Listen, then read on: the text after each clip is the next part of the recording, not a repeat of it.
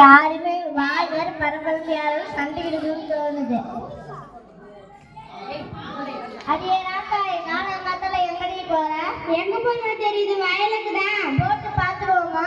என்னத்த சண்டையத்தான். என்ன காலாகத்தன்னு சண்டைக்கு எடுத்துருவா?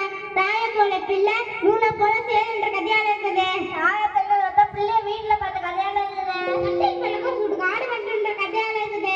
5 வேலை 50 வேலைன்ற கல்யாணம் இருக்குது. வழியில போற நாயே மடிச்சு கதையால இருக்குது. வழியில இருக்கிற கோலாலே காலு போட்டுட்டு குத்துது குறையுதுன்ற கல்யாணம் இருக்குது. மொட்டை தலைக்கு முழுங்காலுக்கு முடிச்சு போட்டு கதையால இருக்குது.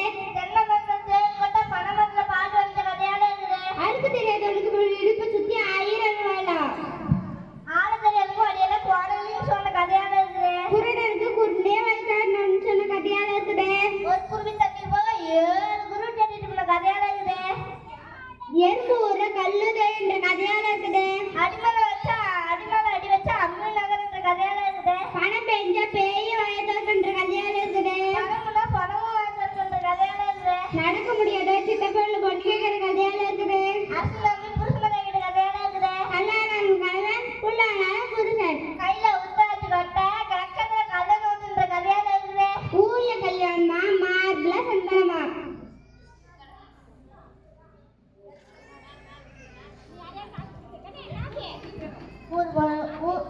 நாடு வரும்போது நாடோட விடு. ஊர் ஓடும்போது ஊரோடு ஓடு.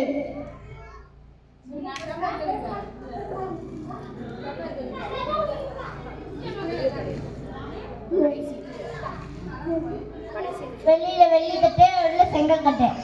ஏற்றனுக்கு எல்லு கொழுப்பனுக்கு கொல்லு. புளிக்கு பிறந்த பூனியாகுமா. அப்ப 8 அடி பார்த்தா ஃபுல்லா 16 அடி பாருங்க.